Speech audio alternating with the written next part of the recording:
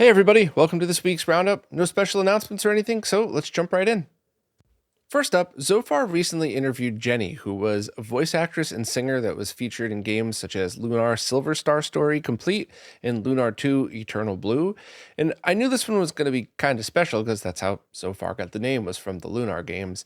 And this was just a fun, silly, laid back stream. And I believe it was posted a while back as a 2-part video on YouTube with timestamps and everything else.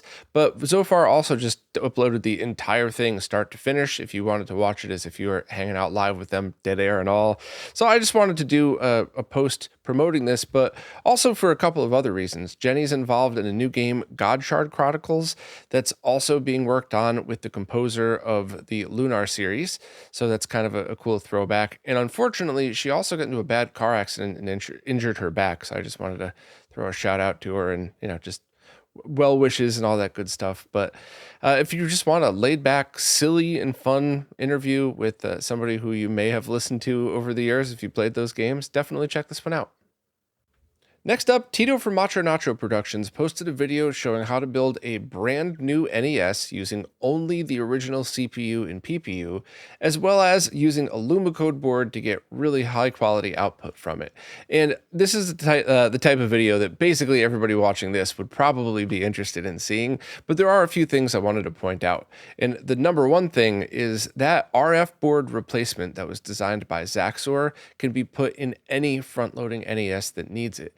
And I think this has become more of a problem in the past couple of years because the giant capacitor that's in the RF board also controls the power circuit. So when that leaks out, it starts to make that board almost unfixable if you don't clean it out in time. So we're going to need replacement boards for that coming up, probably with a lot of NESs. And this is an excellent one. It's got a high quality power circuit in it. You get original audio and video, and you either get the spot for a jack to put something like a Lumicode or whatever else, or you could just leave it blank. Now, you don't get RF with this, but if you're using an NES today, you're most likely not using RF anyway, but you still get the original composite and audio signal. So that's definitely something I wanted to point out. But just to run through all the other stuff too, this video was made possible by a RetroRGB viewer who sent in a destroyed NES. And while the video could have been done without it, I think one of the biggest points of doing something like replacing the motherboard and replacing the case is when you have a scenario in which your console is smashed up or dead, or your capacitor leaks all over the motherboard and destroys that. So thank you for doing that. That was awesome. And that kind of just really drove the point of the video home. Also, the motherboard, as Tito said in the video, was designed by Red Herring. However, Zaxor had rebuilt that design to use surface mount components, and it makes it kind of easier to manufacture. But that's pretty cool because you could transfer the expansion port if you want, but mostly you just need the CPU and PPU. Also, of course, there's the Retro Gamer Store shell, which is amazing, and Copper Dragon's Lumicode board. And the only other point that I really want to make about that is, yes, you have to jump through a lot of hoops to get that working through the OSSC, but once you're done, you just hit save, and that's it. So the next time you want to watch or want to play your NES with that high quality output, you just restore the profile and you're done. So it's kind of complicated at first, but extremely easy in the future. And there's going to be some enhancements to that and some enhancements to the alternative boards you could use instead of the OSSC. So maybe we'll see on either one of our channels a follow-up video in the future for this, but this is really just one of those videos that everybody watching this should probably check out. So, links to everything are right in the post, but hopefully you're all subscribed to Tito anyway, so you probably already saw it pop up in your feed. Or maybe you didn't. Complete aside here, but I've heard a lot of people complain, and I've experienced this too, that channels that you follow and watch are no longer popping up in your feed, even if you have the bell clicked on or whatever you're supposed to do. So just a random shout out to that. I don't know if anybody's having issues with that, but always just check your subscription folder, bin, whatever thing you want to call it, and see what channels you've been following have new videos, because there's been a lot of channels that I just don't get recommendations for anymore, but I am subscribed and I do see them pop up in that, that whole bin. So weird. And speaking of the front-loading NESs, there's now a 3D printed cover for Retro Time's NES Hub that was designed by a member of the community, and the file is there for you to just print out yourself if you have a 3D printer or go through whatever service you use. And this was even verified by Retro Time that it fit nicely. So if you're unaware, the NES Hub is a device that snaps into the bottom of the front-loading NES that gets you stuff like Famicom expansion audio, Bluetooth controller support for both ports, and the ability to plug in different peripherals and stuff like that. Tito from Macho Nacho Productions did a video on it a while back that shows you basically everything that you need to know about it. And the only complaint that I'd heard from people is they just didn't like to have anything exposed underneath their NES, which, depending on where you have it sitting, it might not be an issue at all. Or if you have it sitting on something metal, then yes, of course, you're going to be nervous about that. So I personally would have just put some painter's tape over it because, it doesn't leave any sticky stuff on your console, and it's enough protection. But this is a much better option. So if you have one of those things, just go ahead and print it out. And does anybody know if there's a 3D printed color for the plastic that you use that could pretty closely match the bottom part of an NES? Obviously, everybody's consoles faded at different rates, but the bottoms changed color much different than the tops do. So we should be able to get it relatively close, I guess. But if anybody happens to know that, I'll update the post and, just let us know in the comments. But, thanks very much to Jace for uploading this. And yeah, it's kind of a no-brainer if you've got a NES Hub. A full English translation is now available for the Dreamcast version of Capcom vs. SNK 2. And this was a game that was translated, but you missed a lot of the dialogues. The version that was localized for Western audiences got about a seventh of the original text that was heavily watered down. And even the stuff that was from the PS2 didn't include everything. So the team tried to get all of that stuff back, as well as tried to add some of the different stuff that was translated through, like the special move command list, the endgame cutscene text, and all of this other stuff. So if you wanted to experience this game with all the hilarious and weird cutscenes at the end of each match to see what the players were saying to each other, this is absolutely the definitive version to use. Plus, there's a bunch of other bonuses in there, like the defunct network mode has been replaced with bonus mode that has some cool content, like a 100% unlocked save, English subtitle, Japanese TV commercial, and a bunch of other ridiculous stuff that I absolutely love. So if you want more info on this, definitely check out this post from Derek. He put everything into perspective perfectly, and it's one of the main translators for this and people who worked on it. So it's always great having it directly from the source, especially for me, because I wouldn't be able to do as good of a job with these posts as Derek could. So this is awesome. I mean, this is an excellent home port version of the game. I think from a playability standpoint, most of us would probably say that this would probably be the one to play if you wanted to use this on home consoles. So definitely check this out. And as always, thanks to all the teams who just put so much effort into this stuff.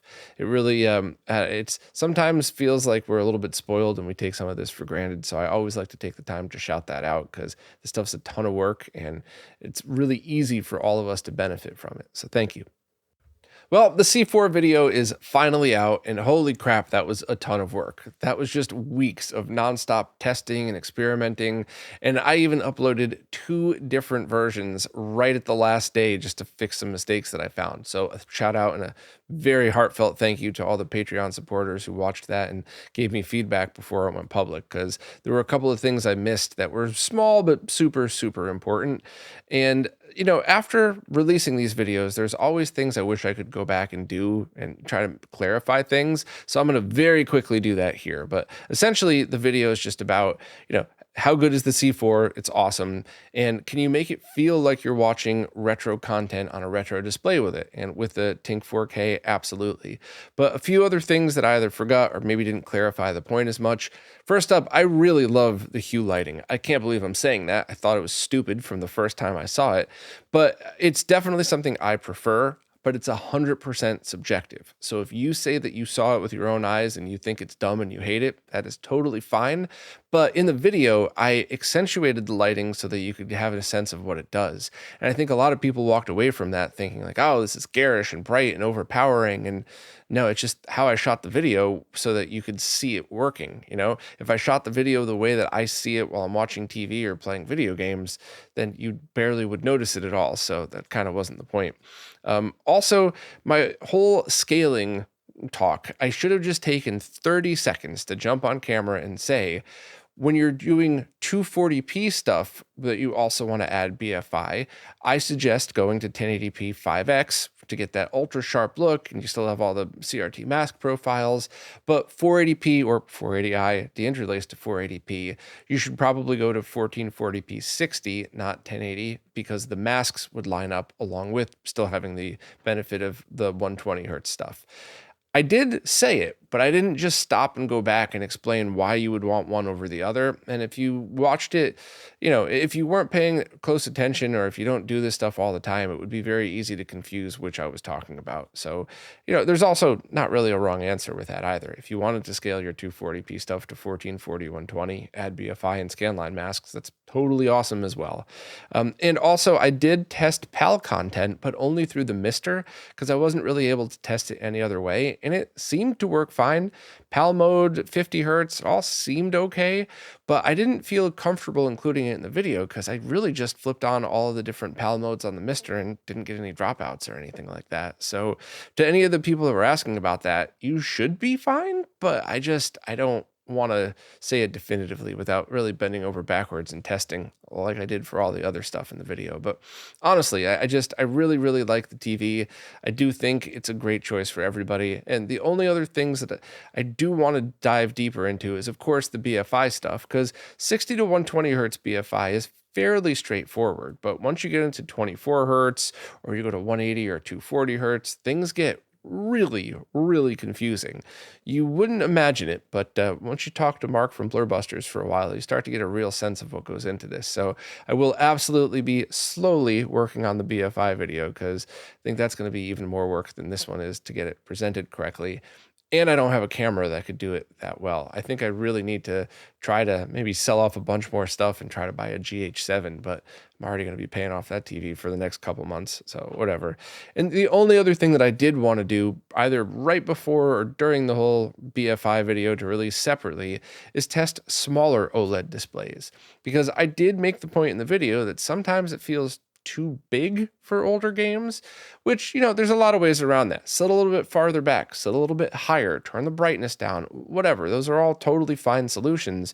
But if you really want to recreate a retro experience, especially a retro gaming experience, having something that mimics the size of a 20 to 27 inch TV is probably going to be a little more accurate. So I don't know because I haven't been able to test those OLEDs yet, but I would love to be able to go through a few of those and see what the differences are and if there are any that perform nearly as well or better than this for retro stuff. So all that's on the horizon, but please give the video a watch and please share it as well.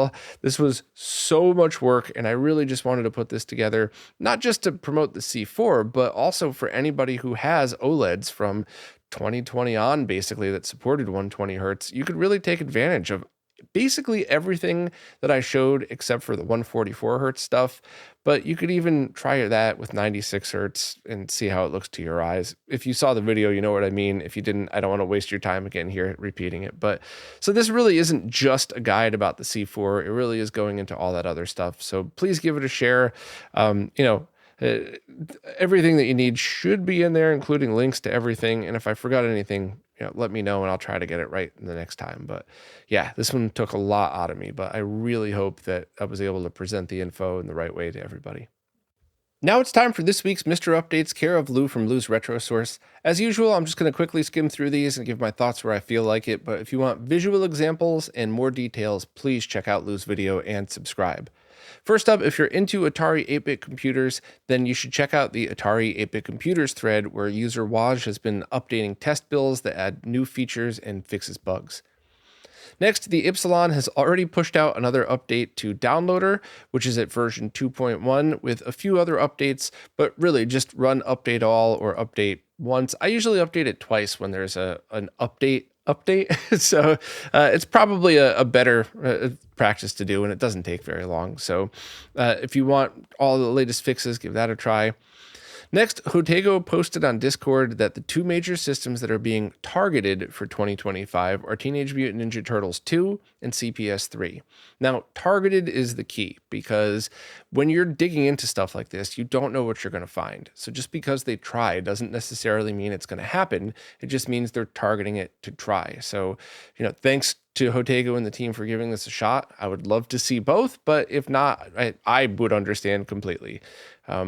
Next up, the developer DAR FPGA released a core of the Jalico arcade game Naughty Boy. If you want to get it installed, you just got to go to the GitHub page that's linked here.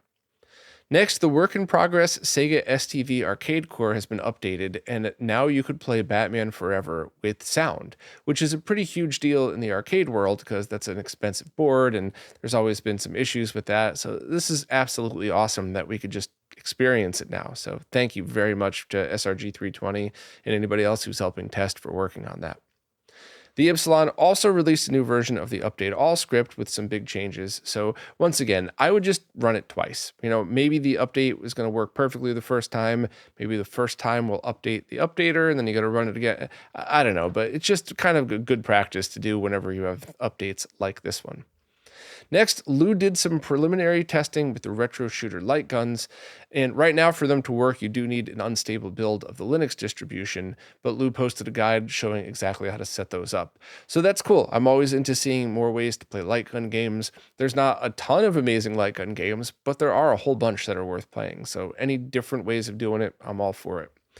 And Robert Pipe posted a test build of the more accurate GBA core, and there's a whole list of things that are what differs from the original, how it's more accurate or not. So if you want to test that out, definitely see what you could do with it. But I personally was happy with the previous one, but I always just really appreciate when people jump in and try to improve on existing work, because I think many of us in the nerd world, we're never really happy with it as is. There's always something else that could be done, and sometimes that leads to more perfect cores, but other times you never know what you're going to end up stumbling across. So good to see Robert back at it.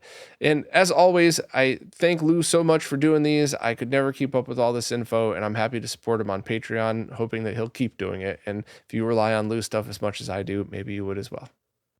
The Neo Geo MVS game Nightmare in the Dark was just ported over to the Neo Geo CD by developer IQ132, and the entire game was ported over, including an audio fix that was present in the original, and it has very, very reasonable load times, which is a big deal for Neo Geo CD stuff, because a lot of the official releases took a long time to load. I mean, not as long as a lot of modern games, but certainly very long for the time. If you want to see it in action, they posted a video that shows it working. And if you want it yourself, you could just follow the instructions and Ray's post to get it. But this is just really impressive because the Neo Geo CD is something that I think a lot more people probably owned, certainly in the 90s and 2000s, than arcade setup or the very expensive AES. So being able to just burn a CDR or use your Neo SD loader to play this might be much easier for some people, or certainly cheaper. So thanks to the devs for doing these kinds of conversions, and thanks to Ray for writing the post up on it. Next up, Ken from What's Ken Making just posted a video about the TeensyROM for the Commodore 64 or 128. And the TeensyROM is essentially a flash cartridge powered by a Teensy 4.1 microcontroller, but it also includes NFC game launching, internet connectivity, USB storage, and MIDI, all from a plug-and-play device. So this is definitely something that if you own a Commodore 64 or 128, at the very least, check out Ken's post and video, because I'm sure you'd be interested in what this thing does. But overall, I love to see stuff like this. I think this is a really awesome project that you could either make yourself, or you'd be able to pick it up right on one of the devs' Tindy stores, not Teensy store. Sharp today, huh? But yeah, this is absolutely awesome, and it really seems like something that everybody who owns a C64 or 128 should at the very least check out and consider, because that's a lot of functionality all in one plug-and-play device. So as always, thanks to Ken for making these videos, and thanks for developers for making this awesome stuff. So definitely check out Ken's post for all the info you'd need on it. The team who was selling the M3 Mister is now auctioning off the very last one on eBay. The auction's about a week long, so it'll be over before next week's podcast. And this is a complete M3 Mister, so it's exactly what you would have purchased if you had bought it complete in box last year, just like like I talked about here on the podcast. So you get the built-in every option, including the NFC reader and the NFC cards, legally licensed games, complete in box system. And this box was even signed by Joe Scarlet Sprites, 8-Bit Esquire, Joe from GameSack, and some fat guy that talks too much. And this is really just an awesome way to get yourself an M3 Mister and also do something nice for a good cause as well. So if you are in the market for one of these, or you needed a second and you got some extra money to spare, throw a bid down. Maybe you'll get a good deal. Maybe you'll spend a little extra, but be able to know that your gaming hobby is going to a good cause, at least this time. And yeah, so thanks to Marsupial Solutions for doing all of this stuff, and hopefully this will sell for a decent amount and it'd be a pretty cool donation. Well, that's it for this week. As always, thanks to everybody who watches, listens, plays nicely in the comments, and especially thank you to anybody who supports in absolutely any way. Subscribing to the channel, clicking on affiliate links, anything is a huge help, and it really is the only thing who's keeping this alive. So thank you all so much, and I will see you next week. This week's Roundup is brought to you by Neo Paradigm Entertainment, connecting Southeast Asian influencers with opportunities in the West.